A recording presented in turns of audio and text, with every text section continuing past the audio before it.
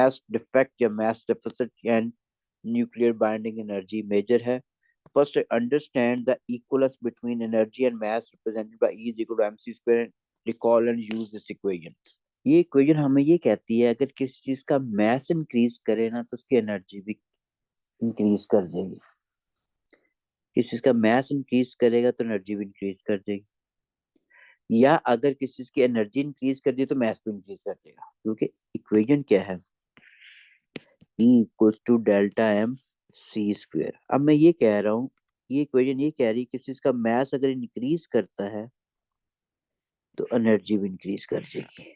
ठीक है. या इन अदर वर्ड्स इस चीज का mass तभी इंक्रीज करेगा अगर उसको एनर्जी प्रोवाइड करोगे. ठीक है. अगर किसको mass तभी इंक्रीज करेगा उसको एनर्जी प्रोवाइड करोगे. और किसी का mass अगर डिक्रीज करे इसको एनर्जी सिस्टम में से निकल रही है तो हमारे पास उस ऑब्जेक्ट में से निकल रही है तो डिक्रीज कर रही है. ठीक है. इसका अगर mass जो है वो एनर्जी की फॉर्म है क्योंकि ये तो कांस्टेंट स्पीड ऑफ इलेक्ट्रोमैग्नेटिक चाहे वैक्यूम है चाहे एयर है स्पीड और ये सब वैल्यू कांस्टेंट नहीं है मीटर पर सेकंड स्क्वायर मीटर पर सेकंड के अंदर. तो अगर इसका मतलब mass ज्यादा हो रहा है किसी चीज का इसमें एनर्जी ज्यादा हो रही है उसको एनर्जी सप्लाई की है. एनर्जी ज्यादा हो उसको एनर्जी सप्लाई करो तब इसका mass ज्यादा हो रहा है.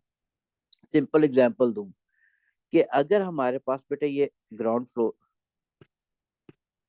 ये हमारे पास है ग्राउंड फ्लोर और ये हमारे पास हिल ग्राउंड यानी ये हमारे पास सी लेवल हो गया ये हिल टॉप होगी. अभी ये हमारे पास बॉक्स है.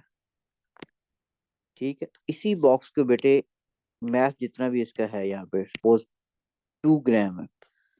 ये इसका मैथ है 2.000 kg 4SF में. इसी को पकड़ के मैं अगर खुद तो नहीं ऊपर चला जाएगा ना. अब मैंने इसको पकड़ा यहाँ से बेटा मूव करते करते मैं इसको हाइट पे ले जाना है खुद कभी भी नहीं जाएगा because one has to do work against the gravitational pull of Earth. यहाँ पे लेके चला गया हूँ. अगर यहाँ पे लेके चला तो मैंने एनर्जी प्रोवाइड की है तो मैंने इसको एनर्जी क्या की है सप्लाई की मैंने इसको तभी हाइट पे गया ना. तो आपकी मॉडर्न फिजिक्स ये कहती है क्लासिकल फिजिक्स नहीं मैं कह रहा जो पहले पढ़ चुके हैं वो वही था. इसके लॉज डिफरेंट है. तो ये हमें ये इक्वेशन ये कहती है कि मैंने इसको एनर्जी सप्लाई की है इसकी ग्रेविटेशनल पोटेंशियल एनर्जी ज्यादा होगी ना. इसकी ग्रेविटेशनल पोटेंशियल एनर्जी आप कह रहे हो ज्यादा होगी है. ग्रेविटेशनल पोटेंशियल एनर्जी ज्यादा हुई तो इसका मतलब इसका mass भी क्या होगा वो भी इंक्रीज कर देगा because you supplied energy to increase its mass. ठीक है. आपने एनर्जी सप्लाई की है तो वो भी ज्यादा हो रही है. ठीक है. अच्छा. और हमारे पास क्या कहता है अगर ये एक साहब ये है ये दौड़े जा रहे हैं यहाँ पे. अगर दौड़ते जा रहे हैं हमारे पास इनकी काइनेटिक एनर्जी ज्यादा होती जा रही है स्पीड ज्यादा होती जा रही है. काइनेटिक एनर्जी ज्यादा हो रही है आपकी ये साइंस ये कह रही है कि इसका मैस भी ज्यादा हो रहा है. ठीक है. मैस भी ज्यादा होता है अगर एनर्जी ज्यादा होती जा रही है तो मैस भी ज्यादा होता जा रहा है. तो इसका मतलब ये हो जाएगा मैस एनर्जी इक्वलेंस हमें ये कहती है कि अगर चीज को एनर्जी सप्लाई करोगे तो उसका मैस लाजमी ज्यादा होगा. और अगर किसी एनर्जी ज्यादा हो रही है एनर्जी तभी ज्यादा होगी जब एनर्जी सप्लाई करोगे. और अगर किसी चीज में एनर्जी रिलीज होती है ठीक है तो इसका मतलब है उसका मैस भी डिक्रीज करेगा. बात. अब सन जो है it's a big source of energy. इस क्यों उसका मैस जो एनर्जी की फॉर्म में कन्वर्ट होता है यार मैंने ये कहा ना मैस ज्यादा हुआ एनर्जी ज्यादा मैस कम हुआ एनर्जी कम होगी एनर्जी कम है मैस कम है एनर्जी ज्यादा मैस ज्यादा. तो मैस जो वहां पे एनर्जी की फॉर्म में कन्वर्ट होता जा रहा है due to nuclear fusion reaction which is occurring in the core of sun. Einstein's mass energy. अच्छा. अब ये एक चीज जेन में अगर आ रहा हो कि सर अगर आपने कहा था 2.00 kg मैस है और चीज की आपने ग्रेविटेशनल पोटेंशियल एनर्जी इंक्रीज कर दिया आपने कह दिया मैस भी ज्यादा हो गया तो मैस क्या 4 kg होगा नहीं बेटे. मैस होगा 2.001 कह लें इतना होगा. क्यों खास सिग्निफिकेंट डिफरेंस हम जो नॉर्मली क्लासिकल फिजिक्स पढ़ रहे थे उसमें वैसे निगलेक्ट कर दें. यहाँ 3SF में हमें डेटा लेना ही नहीं है. यहाँ डेटा हम जो लेंगे वो 6 to 7 या 6 to 8 SF में ले तो तब जाके कोई चेंज का पता चलता है कि मैथ्स में कितनी चेंज आ रही है. या एनर्जी में कितनी चेंज आई, अदरवाइज नहीं बेटा पता चलता। 3 में नहीं पता चलना, क्योंकि वैल्यू काफी कम है। Equivalence, and this equation is, this is delta E equals to delta M C square. ठीक है, यहाँ पे डेल्टा E जो है, this is represent the change in energy corresponding to change in mass, which is delta M। और C क्या है, उसमें स्पीड ऑफ लाइट है, किसके अंदर, वैक्यूम के अंदर। ठीक है, जो कि कांस्टेंट है। तो इसका मतलब इस इक्वेशन से हमें क्या रिजल्ट निकल रहा है, रिजल्ट ये निकल रहा है, रिजल्ट में क्या है, मीनिंग है, इसके मीनिंग क्या है, इक्वेशन किस चीज को डिफाइन कर रही है। इक्वेशन ये कह रही है कि मास ऑफ सिस्टम इंक्रीज करेगा इफ एनर्जी सप्लाइड, और मास ऑफ सिस्टम डिक्रीज करेगा कि एनर्जी रिलीज करोगे। और सन के अंदर क्या हो रहा है, मास जो है एनर्जी की फॉर्म में कन्वर्ट होता जा रहा है। ठीक है, तो मास ऑफ सिस्टम जो है, मास ऑफ सिस्टम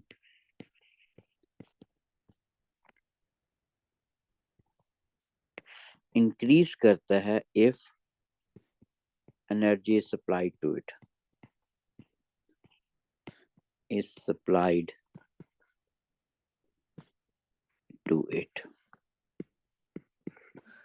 ठीक है, एग्जाम्पल मैंने क्या की दी थी, क्या फर्क है इसका, हमारे पास ग्रेविटेशनल पोटेंशियल एनर्जी इसकी यहाँ कम है, मास भी कम है।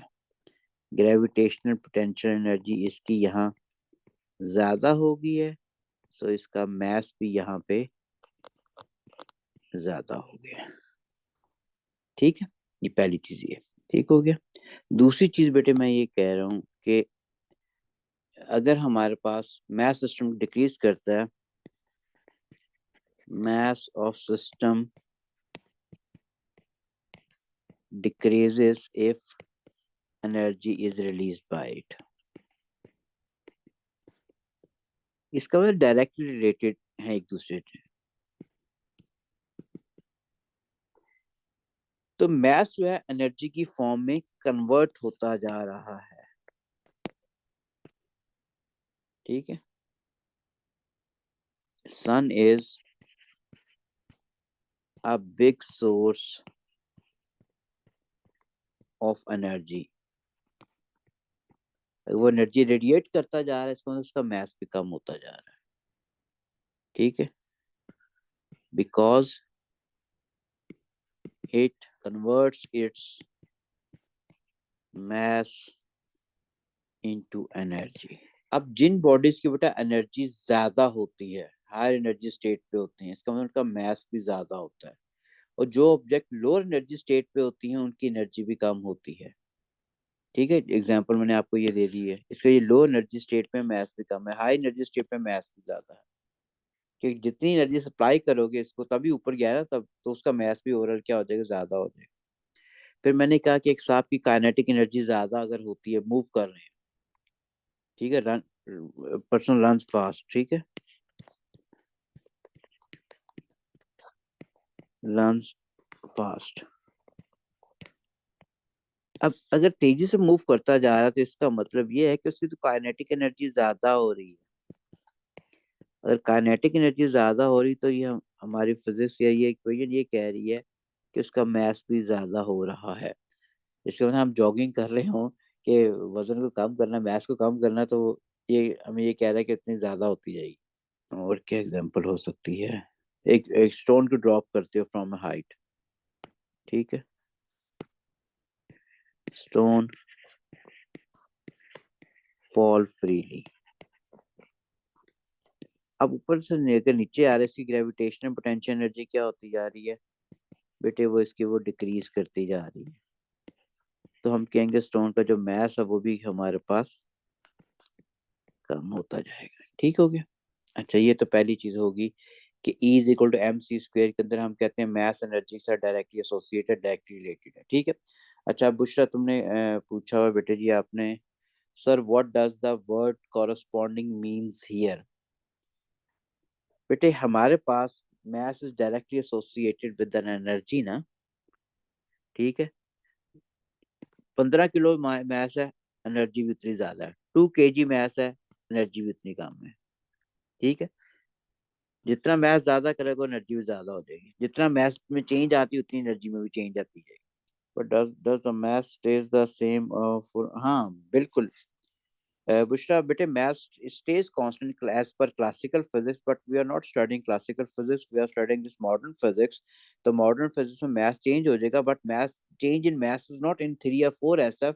It's question will be given to in 7 6 to 8 SF में गिवन हो, 6 to 8 सिग्निफिकेंट फिगर में गिवन होता है, और उसमें वेरिएशन ऑफ मैथ्स आता है। अदरवाइज 3 or 4 ऐसे में maths remain constant everywhere in the universe. आपने इससे पहले यही पढ़ा हुआ है और यही हमने पढ़ाया होता है, ठीक है। यहाँ पे अलबत्ता चेंज होगा एज पर दिस इक्वेशन, और यहाँ पे, ठीक है। और आगे हम पढ़ेंगे, अभी तो लेवल आगे तो स्पीड ऑफ लाइट से हमने चीज मूव करानी है, तब उसको फिर कंपेयर करेंगे उसको कि क्या क्या चेंजेस आते हैं। लेकिन अभी तक ये हमने इसमें ये पढ़ा कि मैथ ज्यादा कर दो एनर्जी भी ज्यादा हो जाएगी। एक ये बेटे है इसके अंदर 2 kg मिल्क है, एनर्जी भी कम है। इसके अंदर 2 kg के अंदर 4 kg और डाल दिया, मैथ ज्यादा हो गया, एनर्जी भी ज्यादा होगी इसकी। ये बात कर, तो इसका मतलब फर्स्ट जो चीज है ये वाली, understand equivalence between mass energy is equal, और यूज इसको बाद में करते हैं, ठीक है। अब सिंपल न्यूक्लियर मॉडल आ गया बेटा ये वाला। सिंपल न्यूक्लियर मॉडल हमें ये कहता है कि हमारे पास न्यूक्लियर रिएक्शंस आ गए, कि किसी भी न्यूक्लियर रिएक्शन में कोई चेंज नहीं आ रही होती in mass number, charge number, mass energy and momentum, all are conserved in a nuclear reaction. तो नोट की फॉर्म में लिखना है, इन any nuclear reaction there is no change in mass number, ए से जिसे रिप्रेजेंट करते हो बेटे, मास नंबर ए से, जिसे आप न्यूक्लियन नंबर भी कहते हो, charge number, number of proton जिसे जी से रिप्रेजेंट करते हो, third is momentum,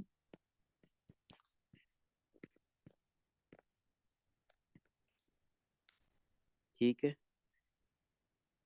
and fourth is mass and energy. Mass and energy इकट्ठा लिखना है, क्योंकि मास अगर कम होगा इसमें एनर्जी कम, मास एनर्जी, ठीक है, उस पर डिपेंडेंट है। All are conserved in a nuclear reaction. All above are conserved in a nuclear reaction. अच्छा एक और चीज, न्यूट्रॉन में भी ना कंजर्व हो, ठीक है। न्यूट्रॉन, न्यूट्रॉन क्यों क्यों बात कर, देखो बीटा डिके अगर होता है तो न्यूट्रॉन प्रोटॉन में भी चेंज हो सकता है, ठीक है। तो neutron number, nucleon number conserve होगा, ठीक है। लेकिन क्या जो प्रोटॉन हमेशा कंजर्व रहेगा, तो बेटा न्यूट्रॉन के ऊपर कंजर्वेशन पे आते ही प्रोटॉन नंबर भी कंजर्व रहता है, क्योंकि अगर वो चेंज अगर होना शुरू हो जाएगा तो फिर वो तो वही चीज चेंज हो जाएगी, एलिमेंट ही चेंज हो जाएगा ना। The neutron it may not be conserved in a nuclear reaction, but nucleon number is conserved because in beta decay the neutron proton भी चेंज होता है उसके अंदर। अच्छा अब जनरलाइज रिएक्शन अगर हमारे पास जो है, एग्जांपल हमारे पास अगर कंसिडर करें, मैंने ऊपर से कॉपी किया था आपके सामने ये। अच्छा अब इसमें देखो बेटे, हमारे पास everything is conserved, everything is conserved means कि हमारे पास अगर कंसिडर करते हो कि बेटे ये 14 + 4, 14 प्लस 4 किसके बराबर हो गया? 18। तो ये भी कितना है? 17 प्लस 1, ये भी क्या हो गया? 18 हो गया। ठीक है, ये 7 प्लस 2 9 हो गया। ये भी क्या है? 8 प्लस 1 9। तो देखो हमारे पास बेटे मैथ नंबर भी कंजर्व्ड है, चार्ज नंबर भी कंजर्व्ड है, mass and energy they are also conserved, और मोमेंटम जो है वो भी कंजर्व्ड होगा। अब इसके अंदर हमारे पास एक एग्जांपल देखते हैं न्यूक्लियर रिएक्शन जो आप, कि अल्फा डिके होता है तो क्या चेंज आएगा, बीटा डिके होता है क्या आता है, गामा डिके होता है फिर क्या होता है। ठीक है, और उसी को फिर एक ही रिएक्शन के अंदर शो कर देते हैं। अगर मैं यहाँ पे रिएक्शन प्रेजेंट करूं बेटे, अल्फा डिके। अब अल्फा पार्टिकल हीलियम न्यूक्लियस होता है, फिर पढ़ चुके हो न्यूक्लियर हीलियम न्यूक्लियस कहना, हीलियम एटम नहीं कहना, क्योंकि हीलियम एटम, एटम पे तो नेट चार्ज क्या होता है? जीरो। अगर आप कहते हो हीलियम न्यूक्लियस, तो न्यूक्लियस पे नेट चार्ज क्या होता है? पॉजिटिव होता है। कहते क्यों है? कहते इसलिए हम इसको, कि जो चार्ज टू मास रेशियो होती है अल्फा पार्टिकल की, that is equal to charge to mass ratio of helium nucleus 2 4। इसलिए हम कहते हैं कि अल्फा पार्टिकल बेसिकली है हीलियम न्यूक्लियस।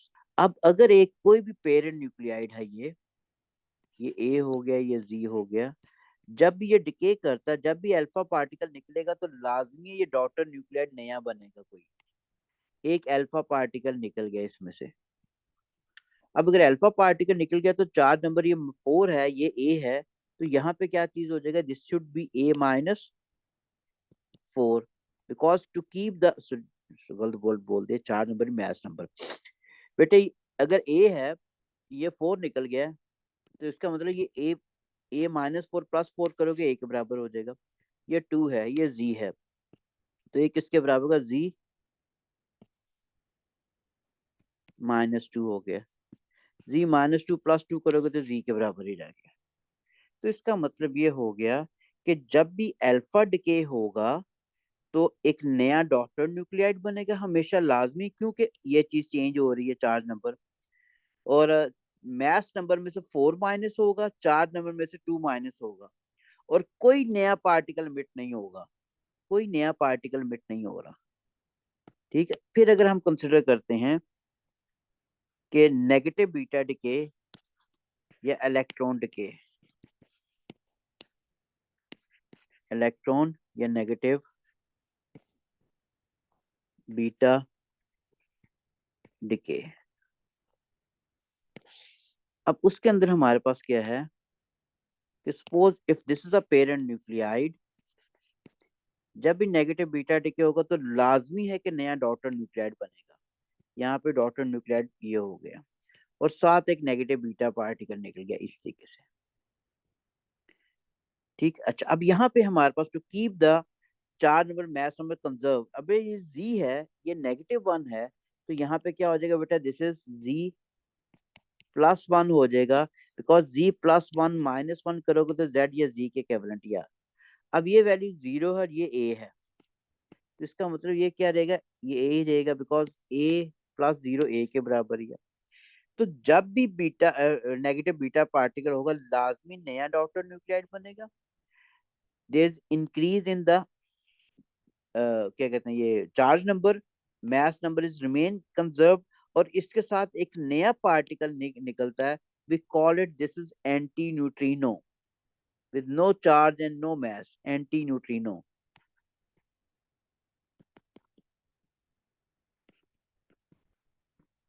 एंटी न्यूट्रिनो निकलता है हमारे पास। ठीक है, ये आपने उसमें एस में किया होता है, यहाँ से ब्रश अप करके मैंने मेरे टॉपिक पे आना है। फिर आता है पॉजिट्रॉन डिके, यानी पॉजिटिव बीटा डिके। इलेक्ट्रॉन तो मैटर है ना, पॉजिट्रॉन एंटी मैटर है, और पॉजिटिव बीटा डिके। अच्छा, अब पॉजिटिव बीटा डिके के अंदर हमारे पास क्या होता है? Again if this is a parent nuclide, जब भी हमारे पास बेटे पॉजिटिव बीटा डिके होगा तो लाजमी है नया डॉटर न्यूक्लियाइड बनता है, ये इस तरीके से। अब बेटे ये +1 है, ये सॉरी जी लिखना था मैंने, ये बेटे ये +1 है, ये Z है, तो यहाँ पे क्या होगा, Z-1 आ जाएगा, Z-1, बिकॉज Z-1 +1 करके Z है, ये 0 है, ये A है, तो ये किसके बराबर होगा, A ही रहेगा, बिकॉज A+0 यही रहेगा। अच्छा, अब पॉजिटिव बीटा डिके में या पॉजिट्रॉन डिके के अंदर एक नया एलिमेंट निकलते हैं, सॉरी नया हमारे पास पार्टिकल एमिट होता है, जिससे आप कह रहे होते हो न्यूट्रिनो, ठीक है, न्यूट्रिनो। और बीटा डिके होता है किस वजह से, वीक न्यूक्लियर फोर्सेस की वजह से होता है। और on the other hand last में अगर हम गैमा डिके पे आ जाए, गैमा तो एक वैसे इलेक्ट्रोमैग्नेटिक रे है ना, फोटोन है वो तो न्यूक्लियर ट्रांजिशन की वजह से भी होता है, इलेक्ट्रॉन हायर से लोअर ऑर्बिट में आता है तो बीट गैमा पार्टिकल उसमें भी रिलीज हो सकते हैं। अब जब भी गैमा डिके होगा, सपोज अगर यही मैं पेरेंट न्यूक्लियाइड लिया है बेटे, जब गैमा डिके हो रहा है तो कोई नया न्यूक्लियाइड नहीं निकला, वही मैंने लिख दिया AZ, डॉटर न्यूक्लियाइड वही है, और साथ गैमा पार्टिकल निकल गए। इसका मतलब है यहाँ पे क्या होता है कि इलेक्ट्रॉन हायर से लोअर ऑर्बिट में आता तो गैमा पार्टिकल मिट हो जाता है इसमें से, इलेक्ट्रॉन हायर से लोअर ऑर्बिट में आता है तो गैमा डिके हो जाता है, कोई नया एलिमेंट नहीं निकल रहा है इसमें से। अब इसी चीज को हम अगर रिप्रेजेंट कर दें इस फॉर्मेट के अंदर, अब बेटे मैं यहाँ पे अगर कंसिडर करूं हॉरिजॉन्टल एक्सिस के अंदर प्रोटॉन नंबर को, वर्टिकल एक्सिस में neutron number, this is proton number is along horizontal axis, ये वाला proton number, and this y-axis representing the suppose nucleon number which is A। अब इसके अंदर बेटे ये उसने A लेबल किया हुआ है, ये उसने A-2 लिख दिया हुआ है, नहीं A+2 होगा ना, ये A-2 हुआ है, ठीक है। सिमिलरली यहाँ पे उसने एग्जामिनर ने सपोज Z लिखा हुआ है, ठीक है, ये हमारे पास Z-2 हो गया, ये Z+2 हो गया, और ये मेन ये चीज यहाँ पे है, कहता है इसमें से अब अगर अल्फा पार्टिकल डिके होता है तो क्या ट्रांजिशन, अब अल्फा पार्टिकल डिके होगा तो याद रखना नया डॉटर न्यूक्लियाइड एक नया बनता है, और मैस नंबर में से क्या होता है 4- होता है, और चार्ज नंबर में से 2- होता है। अच्छा फातिमा, आपने बेटे पूछा sir why an anti neutron is emitted if it has no charge or mass number, because in this case a proton changes to a neutron, ठीक है। हमेशा बेटे पता हमें इसलिए पता चलता है कि निकला है क्योंकि हमारे पास ये एक पर्टिकुलर ये है था, ठीक है, ये एक्स की है। जब ये डिके करता है ना बेटा, एक पार्टिकल इधर निकल गया, ये निकल गया ना, अब कुछ पार्टिकल बीटा इधर निकल गया, और एक पार्टिकल जो इधर निकलता है, अब इन दोनों का जो रिजल्टेंट मोमेंटम आता है ना ये वाला, वो इसके मोमेंटम को के बराबर होता है।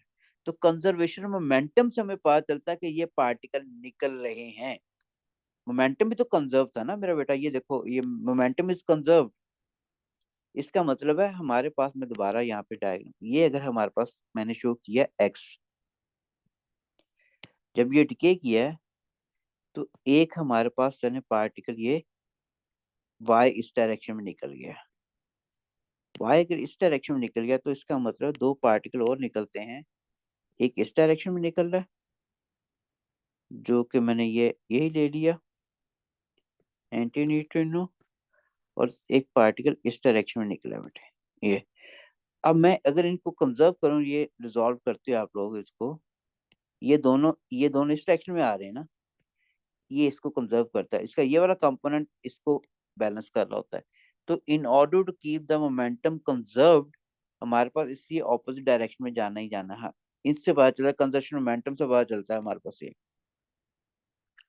ठीक है, कोई चार्ज नहीं कोई मैस नहीं है इनके ऊपर।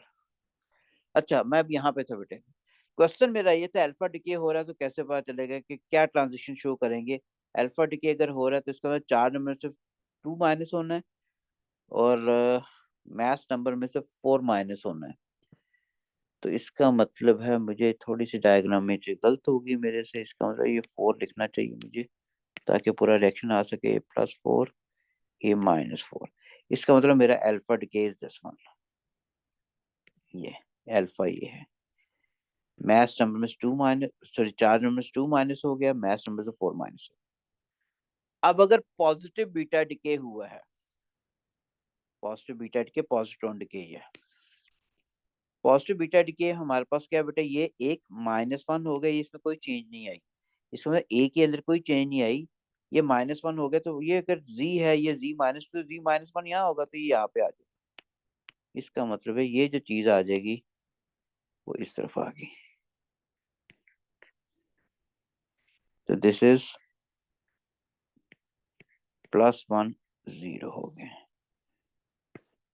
ठीक है, तीसरा हमारे पास क्या है, दिस इज अगर नेगेटिव बीटा डिके होता है तो एड अप हो रहा है बेटे, अगर एड अप हो रहा है तो इसका मतलब हमारे पास ये इस तरफ ये और नेगेटिव बीटा डिके हो रहा है, बीटा -1 0। ओके, अब एक क्वेश्चन मैं करवा दूं जो मैथ्स एनर्जी इक्विवेलेंस का था। कहता है कि हमारे पास अगर 42,000, 42 वाटर स्पेस 4200 यहाँ 4200 जूल हीट प्रोवाइड की है 1 kg ऑफ वाटर को to increase temperature by 1 kelvin, तो उसमें इंक्रीज इन मास कितना होगा। Okay, question is calculate the increase in mass when 4200 joule of heat is is absorbed, provide जो हम कर रहे हैं वो ज्यादा होती है, अब्सॉर्ब कम होगी, कुछ एनर्जी लॉस भी तो होती है, is absorb by 1.0 kg of water to increase its temperature by 1 kelvin. ठीक, अच्छा अब फॉर्मूला बेटे हमने क्या पढ़ा, delta E equals to delta m हमने निकालना है c²। अब डेल्टा ई क्या है 4200, डेल्टा एम किसके बराबर है 1 पॉइंट, नहीं ये तो निकालना है मैंने, सॉरी सॉरी, ये तो मैंने निकालना है, मैथ्स ना भी गया। चलिए अब सी क्या है 3.00 टाइम्स 10⁻⁸ मीटर पर सेकेंड, बेटे दिस इज 4.6667 टाइम्स 10⁻⁻14 किलोग्राम, तो कितनी है, इसका मतलब इससे पहले इसने 13 जीरो लगाओ, वो बहुत ही कम वैल्यू है बेटे ये। तो हमें ये देखो, ये मैथ्स हम नॉर्मल तो नहीं मेजर कर सकते ना, ये कैलकुलेशन में ही आ सकता है ना, क्योंकि इतनी परसेंट का मेजरिंग डिवाइस लेना ही बड़ा मुश्किल है, पॉसिबल ही नहीं होगा। उसके बाद आ गया बेटा लर्निंग आउटकम, इसका मतलब है ये समझ आ जानी चाहिए बेटे अब आप लोगों को, ये अंडरस्टैंड का वर्ड लिखा था एंड रिकॉल एंड यूज मैंने यूज न्यूमेरिकल करा दिया, represent simple nuclear reaction by nuclear equations ये हो गया। अब मैं आने लगा हूँ मास डिफेक्ट पे ऊपर और बाइंडिंग एनर्जी पे। ठीक है, मास डेफिसिट या मास डिफेक्ट क्या होता है बेटे, आपने प्रोटॉन लिए उनका मास मेजर किया, प्रोटॉन लिए उनका मास मेजर किया, न्यूट्रॉन लिए उनका मास मेजर किया, उनको मिला के आपने न्यूक्लियस बना दिया, फिर न्यूक्लियस का मास भी मेजर किया। ऑब्जर्व हम ये करते हैं कि न्यूक्लियस का मास होता है that is always less than sum of masses of its nucleons. ठीक है, मैंने यानी 2 प्रोटॉन लिए, ठीक है, फिर मैंने 2 न्यूट्रॉन लिए, इनको कंबाइन किया तो मेरे पास क्या बन गया, हीलियम न्यूक्लियस बन गया। अब बेटे इनका मास मैंने मेजर किया, पहले m1 है, फिर मैंने इसका मास मेजर किया, ये m2 है। ऑब्जर्व हम ये करते हैं M1 की वैल्यू क्या है यार, ज्यादा आ रही है M2 से। वो जो चेंज ऑफ मास आ रहा है उसको आप कह रहे हो दिस इज मास डेफिसिट या मास डिफेक्ट। इस डिस्क्रिपेंसी ऑफ मास को आप कह रहे हो दिस इज मास डिफेक्ट या मास deficit. So it means when protons and neutrons are combined together to form a nucleus, it is observed that the mass of nucleus is always less than sum of its masses of its nucleons. This change या discrepancy in mass is known as mass deficit या mass defect.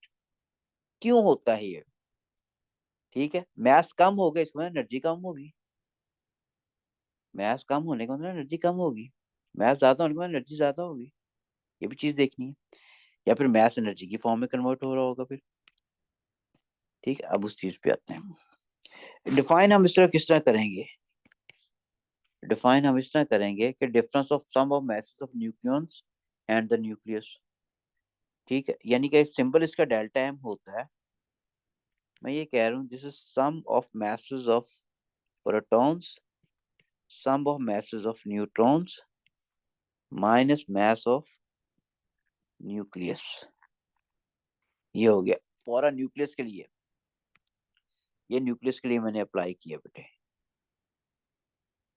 Similarly atom के लिए भी तो इस तरह आप करते हो। एटम के अंदर क्या आ गया?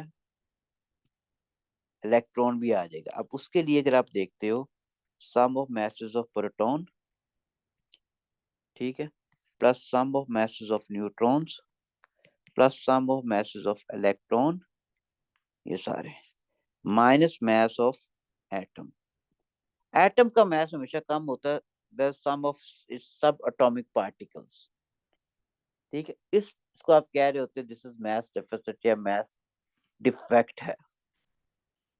मास डेफिसिट या मास डिफेक्ट है। अच्छा बेटा, मास डेफिसिट अगर निकालता हूं मैं कार्बन 12 आइसोटोप के लिए, एग्जांपल के अंदर कवर करता हूँ बेटा। ये जो वैल्यू है ना, अब मैं लिख रहा हूँ मास ऑफ अ प्रोटॉन। मैं बुक से लिख के लिख रहा हूँ। ये मास ऑफ प्रोटॉन गिवन होता है ना, मास प्रोटॉन का भी गिवन होता है बेटा, उसका भी गिवन होता है, इलेक्ट्रॉन का भी। वो they are provided to 3 SF on the data page. ये क्वेश्चन के अंदर गिवन होगा, ये डेटा पेज वाले वैल्यू नहीं आनी यहाँ पे। डेटा पेज में सारी 3SF में होती हैं। ये 1.67263 टाइम्स 10⁻⁻27 किलोग्राम। कितने एसएफ में? 1 2 3 4 5 6 7 में। ठीक है, 8 में आएगा। Mass of neutron, this is equal to 1.67492 times 10⁻⁻27 kilogram. mass of a carbon nucleus, stable 612 nucleus। इसको mass of carbon लिख लेते हैं बेटे।